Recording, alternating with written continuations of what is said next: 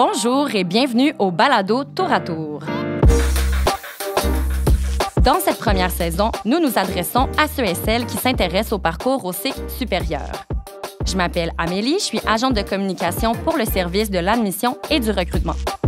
Aujourd'hui, j'ai le plaisir de discuter avec deux membres de la communauté étudiante de l'UDM, Étienne Tardif-Paradis, doctorant en géographie, et Clara Dallaire, qui est au doctorat en sciences biomédicales. Et elles vont nous aider à aborder une question qui est souvent négligée, soit le changement de domaine durant le parcours universitaire. Étienne et Clara, bienvenue au balado.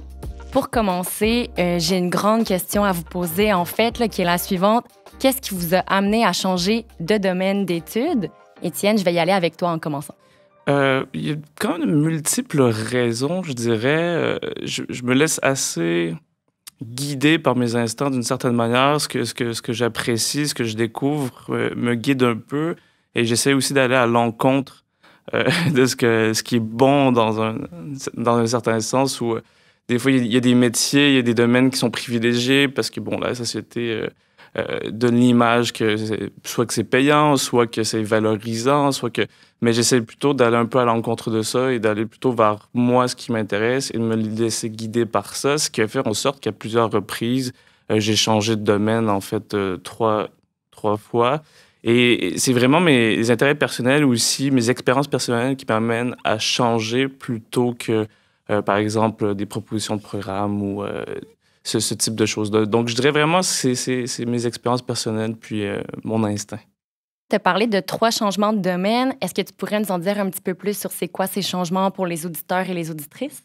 Donc, j'ai commencé avec une mineure en sciences politiques et après, j'ai fait une transition pour un baccalauréat en relations internationales, droit international. Et ensuite, j'ai été vers une maîtrise en géographie, mais aussi une maîtrise en sciences politiques.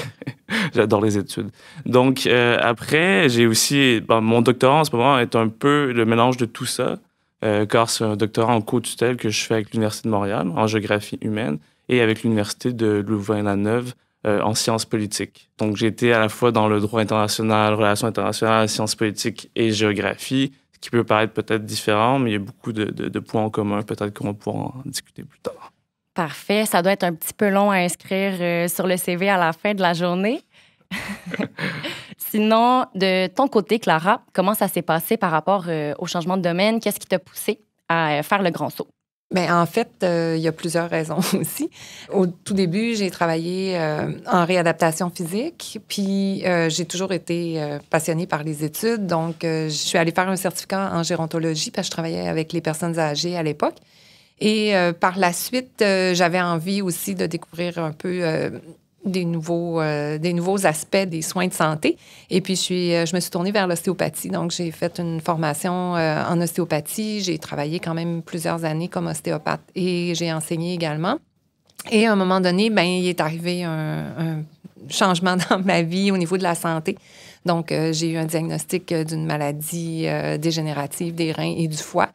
Et puis, ça me présentait quelques enjeux au niveau du travail là, comme ostéopathe. Donc, j'avais décidé à ce moment-là de me réorienter. Puis, je suis allée faire une maîtrise en éducation, en option évaluation de compétences. Puis, par la suite, avec la situation de santé, j'ai commencé à travailler à l'université comme patiente partenaire formatrice. Et j'ai découvert le monde de l'éthique clinique. Donc, je suis allée faire un micro-programme en éthique clinique. Puis, par la suite, bien, j'ai poursuivi au doctorat. Donc, je suis actuellement étudiante en sciences biomédicales en spécialisation en éthique clinique. Super intéressant. Je vais rebondir sur ce que tu as dit. Tu as parlé de patiente partenaire. Oui. Je suis pas mal certaine qu'il y a des personnes qui ne savent pas du tout c'est quoi en ce moment. Est-ce que tu veux nous en parler un petit peu plus de ce que c'est? Oui, bien absolument. En fait, c'est des patients qui ont une certaine expérience avec la vie avec des maladies chroniques. Donc, on est reconnu pour cette expertise-là, de vivre avec une maladie chronique et de naviguer, en fait, le système de santé. Puis, à l'université, ils ont développé le modèle de Montréal, donc à l'Université de Montréal. Et puis, en fait, c'est d'accompagner comme patients, de nous accompagner aussi dans la formation des professionnels de la santé au partenariat patient. Donc, à accompagner les patients, mais dans une optique de partenariat, beaucoup plus que juste une optique de soins où le professionnel de la santé nous dit quoi faire. Bien, on entre dans une relation plus partenariale et on s'accompagne mutuellement. Les professionnels de la santé avec leur expertise médicale ou soit avec leur champ d'expertise, puis nous, comme patients, bien, avec l'expertise qu'on a de vivre avec une maladie chronique. Donc, si je comprends bien, c'est un peu une manière de participer à la recherche qui est en cours, puis de l'inscrire de différentes manières, que ce ne soit pas que le point de vue expert, finalement, rende ça un petit peu plus horizontal. Quand on fait un changement de domaine, ça se fait pas du jour au lendemain, ça se prépare un petit peu en amont, puis même que pendant le processus, il y a aussi des adaptations qui sont à faire. Je pense par exemple à des cours d'équivalence ou des choses comme ça. Donc, pour vous, c'est quoi les mesures d'adaptation que vous avez eu à prendre? Étienne, j'y vais avec toi. C'est intéressant parce qu'il y a quelque chose personnellement, je trouve organique là-dedans, dans cette adaptation-là. C'est sûr qu'il y a probablement des changements de domaine il faut effectivement faire des cours de rattrapage. Je pense que ça s'applique beaucoup lorsqu'on fait des sciences naturelles ou sciences humaines. Mais à l'intérieur des sciences humaines ou peut-être aussi des sciences naturelles, je pense qu'il y a un travail qui se fait en amont, évidemment, donc des lectures préalables, sans forcément passer par des cours obligatoires. Encore une fois, ça dépend des programmes. Mais personnellement, moi, c'est des choses, je vais faire des lectures, je vais commencer à m'intéresser à un sujet où le sujet m'intéresse déjà et je veux aller chercher une certaine expertise. Donc, je pense que les cours viennent donner l'expertise, mais l'intérêt est déjà là. Donc, le changement se fait à la fois pour découvrir quelque chose de nouveau, mais aussi pour poursuivre un intérêt. Parce que je donne l'exemple concret de lorsque j'étais en Inde, je faisais ma maîtrise en sciences politiques, c'était un stage. Je travaillais au bureau du Québec à Mumbai. Et de fil en aiguille, je vois des choses qui m'intéressent en Inde, des problématiques au sein des villes qui m'intriguent, qui m'intéressent. Donc, cette espèce de graine qui germe en moi vient attiser ma passion. Et je dirais que l'adaptation, elle commence déjà avant même de faire le choix de faire la transition vers un nouveau domaine. Et Clara, c'est quoi les mesures d'adaptation que tu as eu à mettre en place dans le cadre du changement de domaine d'études? Bien, il y en a eu quelques-unes. Déjà, moi, j'avais un parcours qui était un peu atypique, donc c'était pas nécessairement le bac, la maîtrise, le doctorat. Donc, je venais du milieu un peu plus professionnel. Ma formation de base a été une formation collégiale. Ensuite, quand je suis allée étudier en ostéopathie, bien, c'est pas un diplôme qui est reconnu par le ministère de l'Éducation. Donc, quand j'ai voulu rentrer à la maîtrise, mais il a fallu que je passe par le microprogramme. Et à ce moment-là, on me demandait d'avoir une moyenne de B+, et plus pour pouvoir poursuivre à la maîtrise, ce que j'ai quand même réussi à obtenir. Et par la suite, pour le doctorat, en fait, ça a été aussi un chemin qu'il a fallu que je prenne par le microprogramme parce que ma maîtrise était une maîtrise professionnelle et non une maîtrise de recherche. Donc, j'ai fait le microprogramme en éthique clinique dans cette optique-là. Donc, il y a eu déjà ça un peu dans le parcours académique. Sinon, bien, ça a été un peu plus... l'adaptation d'un peu tout mon environnement. Donc, mon fils, j'ai un garçon. Donc, ça a été un peu le travail aussi parce que j'avais quand même mon entreprise. Comme ostéopathe, j'avais ma clinique avec des associés. Donc, il a fallu que je réorganise un peu tout ce travail-là, que je réorganise un peu la maison aussi parce que quand on retourne aux études, ça implique quand même du temps qui est plus nécessairement... répartis de la même manière, donc avec mon garçon. Donc, ça a été un peu beaucoup ces changements-là que j'ai dû faire, mais ça s'est bien fait, ça s'est fait naturellement, je pense, parce que j'étais très motivée, très passionnée. Tout à l'heure, on parlait de passion, mais je pense que c'est beaucoup ça qui moi, m'a guidée et m'a permis aussi de continuer, parce que, bon, c'est sûr que avec un enjeu de santé, c'est pas toujours évident parce que ça, c'est des fois, la vie nous donne des petites jambettes. Mais bon, quand les gens sont au courant autour et puis qu'ils peuvent nous soutenir là-dedans, bien, j'ai quand même réussi à poursuivre. Puis je suis encore dans ce chemin-là avec autant de passion qu'au début. Je vous lance la question aux deux. Comment ça se passe, la conjugaison, travail, vie personnelle, études? Étienne, tu peux peut-être commencer et Clara, compléter à ce niveau-là. Moi, j'ai fait dans le fond, un changement qui a été quand même, qui a eu un impact important au niveau financier. Là, j'avais quand même mon entreprise, ça allait bien. J'ai décidé de faire ça aussi, bon, par les conditions, mais en même temps parce que je suis passionnée de ça. Mais ça a un prix, effectivement. Donc, ça a un prix aussi pour les gens qui nous entourent. Moi, c'est ça, j'ai la réalité aussi d'avoir un enfant qui est maintenant plus vraiment un enfant, qui est un ado, un grand garçon de 16 ans, mais il y a quand même quelque chose qui vient avec ça aussi. Donc, lui, son propre parcours à lui également, dans lequel je dois accompagner. Mais c'est hyper intéressant ce que vous avez dit. Puis en effet, je pense que des fois, on n'en parle pas assez. On néglige un peu cet aspect-là des études au cycle supérieur. On comprend mal quelle forme ça va prendre. Mais je vous écoutais parler, vous avez quand même les yeux qui pétillent, on sent votre passion pour les cycles supérieurs. Et ben, en plus, vous avez pris le choix justement de changer de domaine, d'essayer des choses malgré ce contexte-là. Pour vous, c'est quoi les avantages que cette perspective-là vous apporte, que ce soit au niveau personnel, par rapport à vos carrières, des choses comme ça? Bien, en fait, je pense qu'il y a une très grande satisfaction, en tout cas pour ma part, que le travail dans le milieu où j'étudie est reconnu. Puis il est encouragé aussi. Puis tout le côté de réflexion qu'on a quand on est dans un processus, pour ma part, au doctorat, toute cette réflexion-là, tous ces échanges-là que j'ai avec les enseignants, avec les collègues étudiants aussi, ça nourrit beaucoup. Ça nourrit, puis ça permet d'avancer. Il y a quand même une reconnaissance intéressante qu'on a à ce niveau-là. Je dirais, tu sais, c'est très épanouissant. Pour moi, en tout cas, c'est vraiment une façon aussi de m'accomplir, moi, personnellement, dans mon projet de vie à moi. Et ça peut paraître peut-être un peu égoïste ou égocentrique, mais c'est vraiment quelque chose qui est super important pour moi. Mais en même temps, je dis égocentrique, mais ça a un impact sur les gens qui m'entourent aussi, sur mon conjoint, sur mon fils, qui me voient m'épanouir à travers ça, puis être heureuse dans ce que je fais. Donc ça, je pense que c'est aussi un très grand avantage.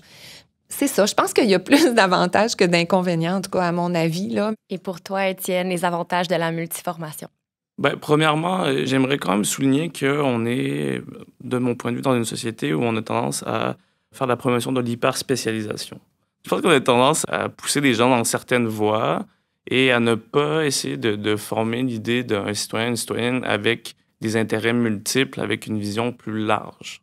C'est ce qui m'intéresse de changer de programme et c'est ce qui m'intéresse dans des formations plus larges. Par exemple, la géographie, dans le domaine dans lequel je suis en ce moment, fait la promotion de ça. Parce qu'il y a la géographie humaine, il y a la géographie physique et ça vient incorporer toutes sortes de notions des sciences naturelles, des sciences humaines. Et c'est ce qui est super intéressant. Par exemple, moi, je me mêle de la sociologie, de la science politique, de l'anthropologie, de la géographie, évidemment.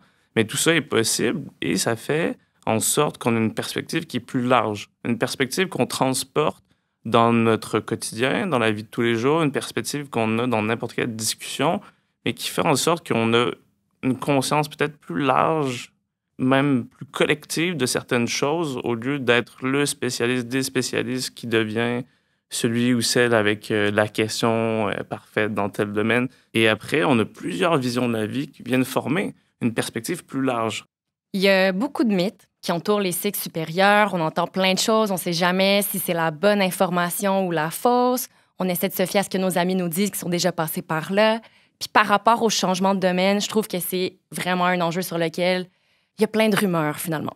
Donc pour vous, qu'est-ce qui est à démystifier à ce niveau-là? C'est quoi le message que vous aimeriez envoyer aux personnes qui pensent peut-être changer de domaine d'études, mais qui ont peur, ils n'osent pas?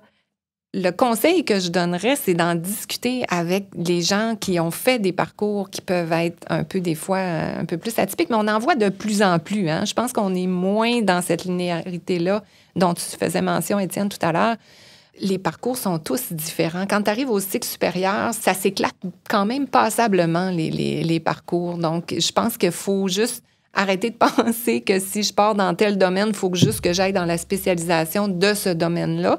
Moi, je pense que c'est intéressant d'éclater ça un peu puis de lancer les discussions avec nos collègues d'études. Moi, j'ai pas rencontré vraiment ces mythes-là ou discuté avec des gens de mythes par rapport au changement d'études, plus que, en fait, des craintes, des incertitudes et peut-être, à certains égards, la peur aussi. Parce que je pense que cette image-là d'instabilité, de changement, d'inconnu, qui fait en sorte que certaines personnes vont être plus frileuses à se lancer dans le vide, entre guillemets. pour des raisons économiques, que ce soit une stabilité financière. Est-ce que ce changement-là va permettre d'assurer une stabilité économique? Ce n'est pas toujours le cas. Il y a aussi une question de temps. Est-ce que ça va durer plus de temps? Est-ce que le fait de changer, de faire de la reconnaissance dans certains cours? Donc, je pense que c'est plutôt la peur qui est reliée à ça. Donc, en terminant, Étienne, avec tous les chapeaux que tu as acquis à travers les études et tout, comment ça se traduit sur le terrain en termes de marché de l'emploi? C'est sûr que pour moi, personnellement, c'est pas une perspective d'avenir proche parce que je suis au début du doctorat, puis j'aimerais continuer dans le domaine. Mais ça ne m'inquiète pas vraiment dans le sens où je sais, je connais mes capacités, je sais que ça peut être difficile, mais bon, je suis prêt à aller de l'avant. Donc, moi, c'est pas une question qui m'interpelle beaucoup dans le sens où le marché du travail existe, va toujours exister. Je m'inquiète pas vraiment par rapport à ça. Je sais que pour d'autres personnes, ça peut être plus inquiétant, mais moi, j'ai tout à fait confiance en l'avenir. C'est très beau. Clara, est-ce que tu as confiance en l'avenir à ce niveau-là? Je suis très dans le présent. Présentement, c'est très... en fait, pour ma part, je pense que s'il y avait un conseil à donner, c'est de faire confiance. Se faire confiance et faire confiance aussi que ce qu'on fait, si on le fait bien, si on le fait avec passion, moi, j'ai vraiment l'impression que ça finit par de toute façon ressurgir et amener vers des ouvertures, des fois qu'on figurait même pas. J'ai vraiment l'impression, moi, en tout cas, que pour ma part, le parcours m'a ouvert des portes que j'aurais même pas pensé ou que j'aurais pensé qui se seraient peut-être ouvertes plus tard, mais qui se sont ouvertes déjà maintenant. Après, ben c'est juste d'organiser le temps pour me permettre de vivre ces expériences-là, mais également de poursuivre les études. Là. Donc, ce qui est le but ultime aussi là-dedans. Là. Merci beaucoup. Je retiens de notre conversation finalement qu'on reste le ou la propre chef de son parcours académique. Il faut suivre sa passion, puis les études supérieures, c'est pas désincarné. C'est pas un nuage dans lequel on réfléchit, ça s'inscrit concrètement avec ce qui nous définit et ce qui se passe sur le terrain, dans nos vies personnelles. Donc, encore une fois, merci pour ce magnifique échange. Merci. Merci. Pour bonifier l'échange, nous avons demandé à Jean-Michel Leduc, professeur agrégé de clinique à la Faculté de médecine et membre du comité d'admission aux études médicales de premier cycle, de nous partager son point de vue. Jean-Michel, bonjour. Comment ça va aujourd'hui? Ça va très bien, merci. Vous? Ça va bien, merci. Vous avez eu l'occasion d'écouter les échanges qu'on a eus avec les étudiants et les étudiantes. On avait envie d'approfondir la conversation avec vous. Pour commencer, le changement de domaine d'études, est-ce que c'est seulement possible vers un domaine qui est similaire? Pas vraiment. En fait, c'est tout à fait possible de changer pour un domaine d'études qui n'est pas nécessairement lié aux études qu'on a faites dans le passé. On a des bons exemples dans le programme de médecine, entre autres, où on a, bon an, mal an, environ 15 de nos étudiants et étudiantes qui ont fait une formation qui est plutôt éloignée des sciences de la santé, je dirais, avant de se diriger en médecine. Donc, on a des exemples de gens qui ont fait des études en administration, en mathématiques, en musique. On a même des gens qui avaient étudié l'hôtellerie à un moment donné. Donc, vraiment, il y a une variété de parcours qui font leur entrée dans notre programme à chaque année. Et c'est vraiment une belle richesse que ces gens-là peuvent apporter dans le programme, clairement. Donc, oui, c'est possible de changer, même si on n'a pas fait d'études spécifiques en sciences de la santé au préalable.